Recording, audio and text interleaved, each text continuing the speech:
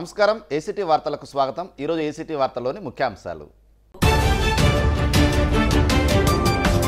Vote హక్కును వినియోగించుకున్న కోన రఘుపతి, అన్నం సతీష్, ఇక్కుర్తి లక్ష్మీ నరసింహ।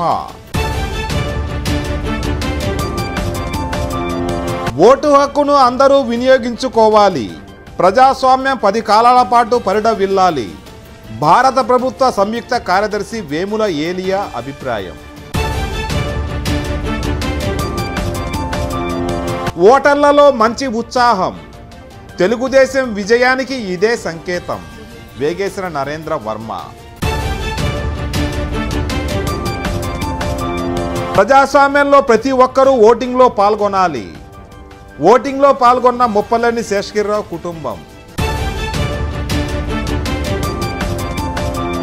కల్లపాలెం మండలంలో ఉత్సాహంగా పోలింగ్। పలు చోట్ల మొరాయించిన ఈవీఎంలు। ఆలస్యంగా ఓటింగ్ ప్రారంభం।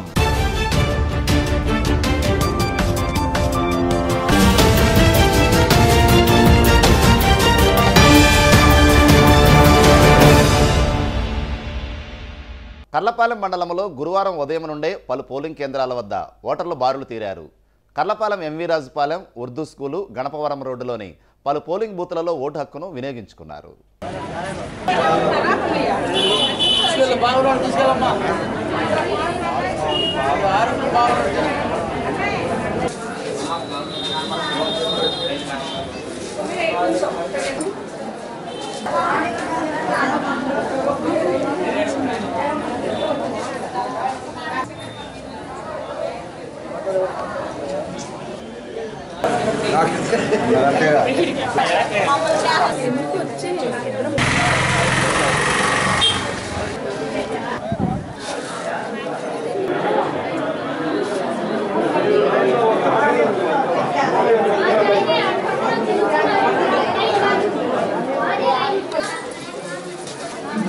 ఇంటికి వచ్చే కంప్లైంట్లు తెరుకొని మళ్ళీ 9కి మొదలు వేశారు।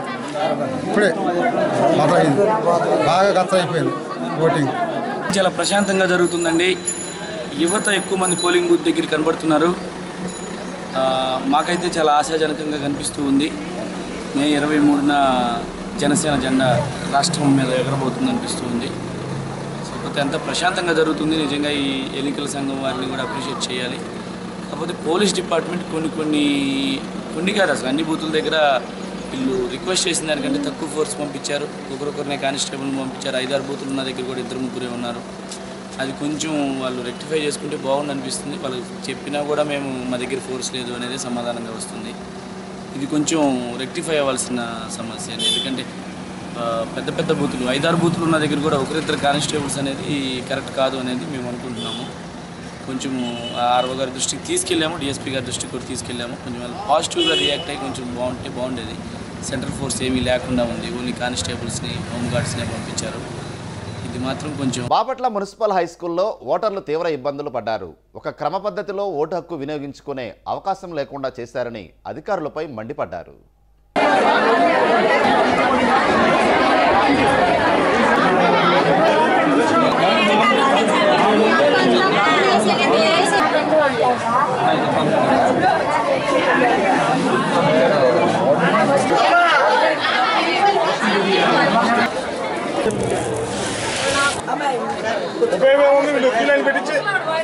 ప్రకారం లేదు, క్యూ పద్ధతి పాటించట్లేదు, పోలీసులు లేరు, సెక్యూరిటీ లేదు, ఓటు వేయడానికి వచ్చిన తిరిగి పరిస్థితి ఏర్పడింది।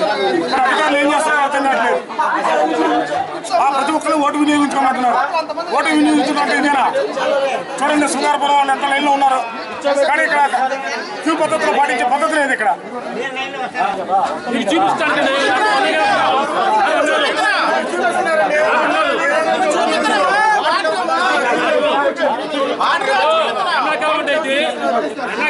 పెద్దోళ్ళు ఉంటారు, చిన్నోళ్ళు ఉంటారు, దాహాన్ని కట్టుంటారు। ఫోన్ చేయి।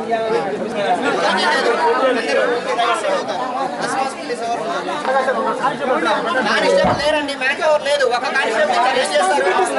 స్టేట్ మొత్తం ఒకేసారి ఎలక్షన్ అవుతుంది, అర్థమైందా?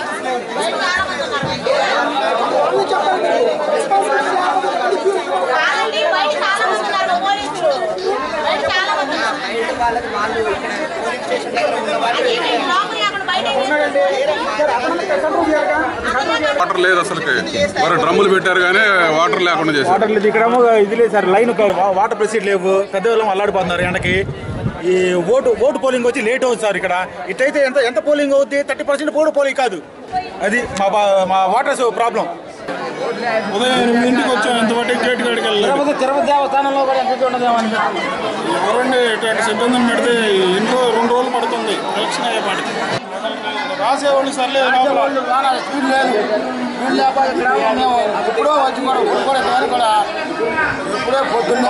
టిఫిన్ అన్నారు 11:30 అయింది, ఇంకోటి లైన్ అవుతుందా?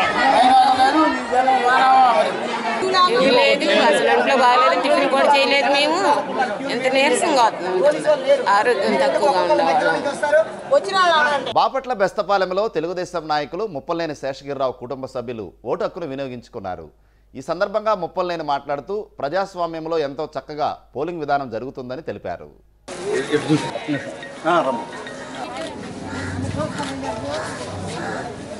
ఈ ప్రజాస్వామ్యంలో ఈ భారతదేశంలో ఇంత చక్కని ఎలక్షన్ విధానం కలకాలం ఉండాలని కోరుకుంటా ఉన్నాం.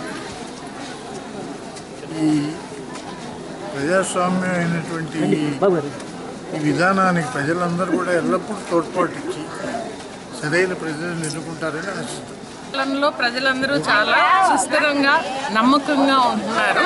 అది ఎప్పుడూ నిలవాలని, ఆయన ఇంటికి పెద్ద కొడుకులాగా, అన్నలాగా, కొడుకులాగా అన్నీ ఉన్నారు కాబట్టి నమ్మి ఆయన ఎవరూ మోసం చేయకూడదని, ఆయన ఎప్పుడూ మెజార్టీతో గెలవాలని ఆశిస్తున్నాం. మరి ఓటు అనేది ప్రజాస్వామ్యంలో సామాన్య వ్యక్తి నుంచి ఉన్నత శిఖరాల వ్యక్తి అందరూ కూడా వజ్రాయుధం లాంటిది ఓటు. ఆ ఓటును సద్వినియోగం చేసుకోవాల్సిన బాధ్యత అందరి మీద ఉంది. అందువల్ల మన రాష్ట్రాన్ని, మన దేశాన్ని అభివృద్ధి చేయగల నాయకులు ఉన్నారు, వాళ్ళకి ఓటేయాలనేది నా కోరిక. ఓటర్లలో ఉన్న ఉత్సాహం చూస్తుంటే తెలుగుదేశం విజయానికి ఏమాత్రం ఢోకా లేదని తెలుగుదేశం నాయకులు వేగేసిన నరేంద్ర వర్మ అన్నారు. ఓటర్లలో ప్రభుత్వం పట్ల మంచి ఆదరణ కనిపిస్తుందని అన్నారు. ఎన్నికల ప్రచార సరళి అనేది తెలుగుదేశం ఫేవర్గా టౌన్లో సాగుతున్నది. నేను ఇప్పటికే దగ్గర 12 బూతులు తిరిగాను. ఈ 12 బూత్తుల్లో కూడా ఏదైనా ఒక బూత్తు, అర బూత్తు అటు ఇటు ఉన్నా కూడా చాలా కోలాహలంగా నేను ఇలాగానే సెకండ్ ఇచ్చి అన్న మనం 10,000 ఓట్ల తేడాతో గెలుస్తున్నాం, 15 ఓట్ల తేడాతో గెలుస్తున్నామని ఆడబడుసులు మరీ చెబుతున్నారు. చంద్రన్న పథకాలే దానికి ఇలా జరుగుతున్నదనే దాంట్లో సందేహం లేదు. వాళ్ళ ముఖంలో నవ్వులు చూస్తుంటేనే అర్థమవుతున్నది తెలుగుదేశం విజయం మనతోనే ఉందని. ఓటింగ్ సర్లే ఏ ఇబ్బందులు లేకుండా శాంతియుతంగా జరుగుతున్నది. క్రాస్ ఓటింగ్ జరుగుతున్నది అనేది కొంతమంది చెబుతూ ఉన్నారు.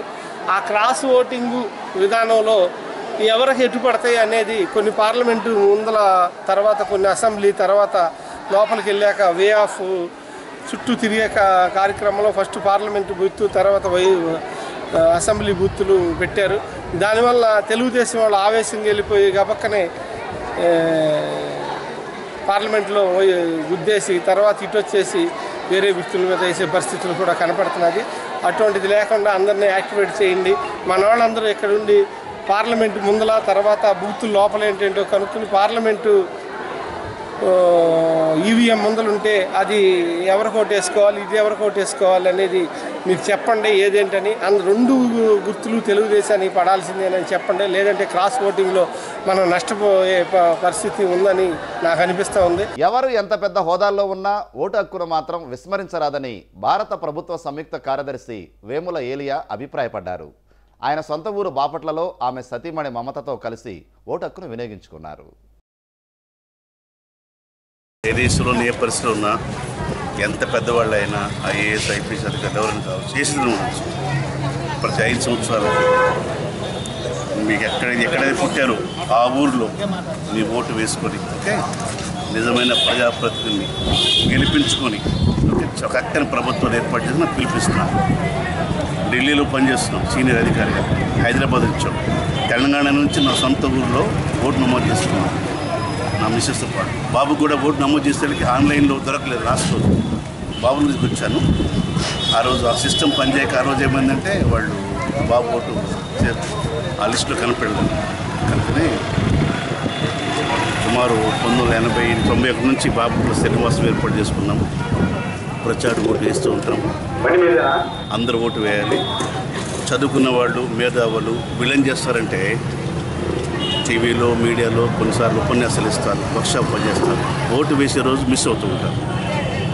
పాశ్చాత్య దేశాల్లో, విదేశాల్లాగా ప్రతి ఒక్కరు ఓటును ప్రతి ఒక్కరు వేస్తే ఓటింగ్ పర్సంటేజ్ 90-100 ఉండాలి. 70-80 కారణం ఏంటంటే కొంచెం అలసత్వం, అది పెరుగు.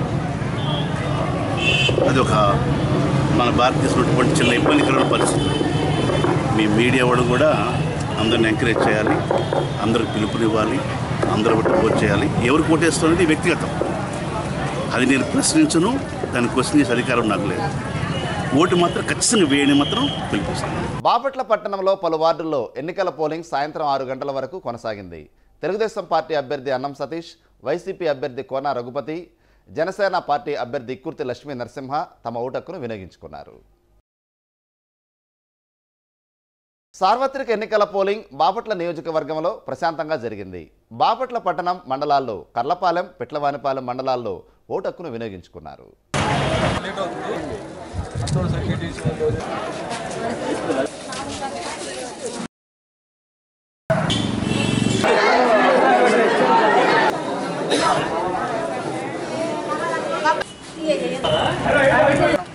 ఇబ్బంది ఏం లేదు, ఎవరు ఏం లేదు, చక్కగా నిదానంగా ప్రశాంతంగా వెళ్తున్నారు.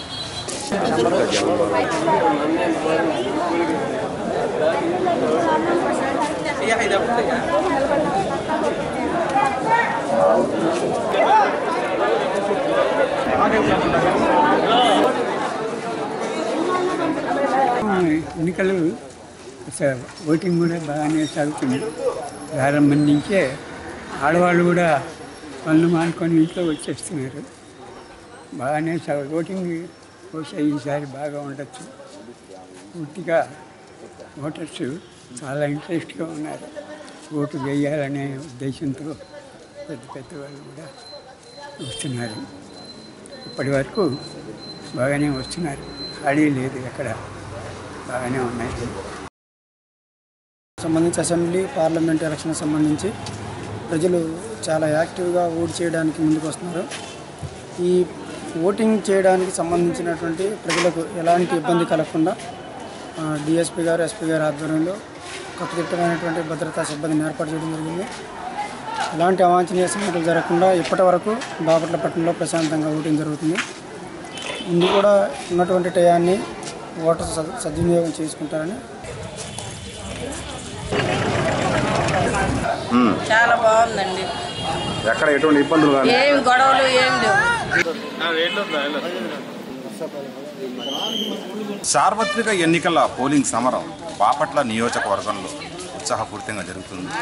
బాపట్ల నియోజకవర్గంలోని బాపట్ల పట్టణం, బాపట్ల మండలం, పిట్లవానిపాలెం, కల్లపాలెం మండలాల్లో ఉత్సాహంగా ఓట్లు తమ ఓటు హక్కును వినియోగించుకుంటున్నారు.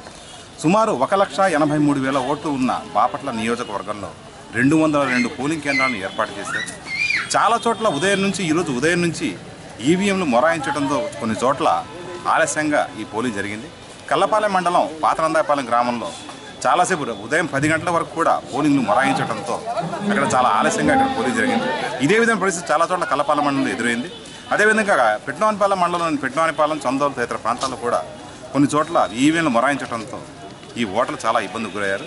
బాపట్ల మున్సిపల్ ఉదయం నుంచి ఓటర్లు ఇక్కడ ఓటు హక్కును వినియోగించుకున్నారు. చాలామంది ఇక్కడ కనీస సౌకర్యాలు కూడా కల్పించకపోవడంతో ఓటర్లు ఆందోళన వ్యక్తం చేశారు. ప్రధానంగా ఇక్కడ నీటి వసతిని కూడా కల్పించకపోవడంతో మున్సిపాలిటీ అధికారుల తీర్పు మీద ఇక్కడ చాలామంది ఓటర్లు తీవ్ర నిరసన వ్యక్తం చేశారు. ఇక్కడ ఎటువంటి సదుపాయాలు లేకపోవడంతో నీడలో ఎండలో నిలబడి ఓటు వినియోగించాల్సిన పరిస్థితి ఏర్పడింది. ఇక్కడ ఒక క్రమ పద్ధతిలో ఓటు హక్కును ఇక్కడ ఏర్పాటు చేయలేదని చెప్పేసి చాలామంది ఇక్కడ ఓటర్లు తీవ్రస్థాయిలో విరుచుకుపడ్డారు. దాదాపు 202 పోలింగ్ కేంద్రాలు ఎక్కడ ఎటువంటి అవాంఛనీయ సంఘటన జరగకుండా పోలీసులు గట్టి భద్రతా ఏర్పాటు చేయడం జరిగింది. అదే ఈవీఎంలు మొరాయించడంతో మాత్రం కొన్ని చోట్ల 2-3 గంటల ఆలస్యంగా కూడా ఈ ఓటింగ్ ప్రక్రియ ప్రారంభమైంది. ఇలా మొత్తం మీద తీసుకుంటే బాపట్ల అసెంబ్లీ నియోజకవర్గంలో అనేక ప్రాంతాల్లో ఈరోజు ఓటర్ల చైతన్యం పెరిగినప్పటికీ కూడా అంటే ఆ దిశగా ఈవీఎంలు కొంత మొరాయించడంతో అనేక మంది ఇక్కడ చాలా ఇబ్బందులు గురయ్యారు. మొత్తం మీద తీసుకుంటే పోలీసు యంత్రాంగం కానివ్వండి అన్ని శాఖల విభాగాల సమన్వయంతో ఇక్కడ ఓటు హక్కును చాలామంది వినియోగించుకున్నారు. ఎక్కడ ఎటువంటి అవాంఛనీయ సంఘటన జరగకుండా పోలీసు యంత్రాంగం గట్టి భద్రతా ఏర్పాట్లను పూర్తి చేసింది. బాపట్ల కర్లపాలెం రహదారిలో ఒక లారీ అదుపు తప్పి పొలాల్లో పడిపోయింది. దీంతో త్రుటిలో ప్రమాదం తప్పింది.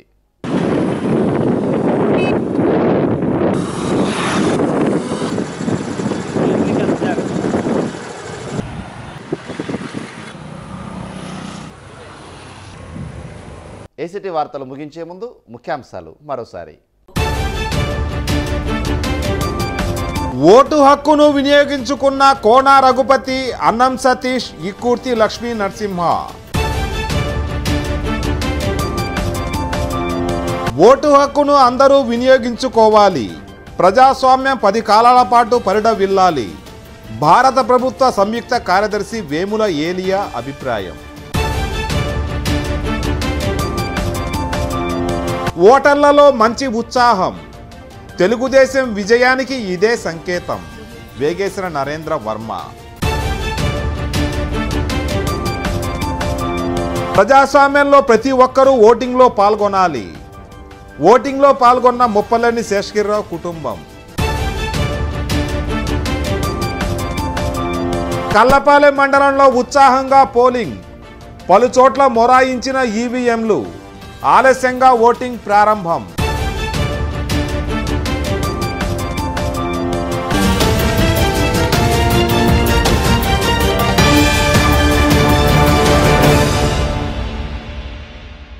ఏసీటీ వార్తలు సమాప్తం. మరో బులెటిన్లో మళ్ళీ కలుసుకుందాం. నమస్కారం.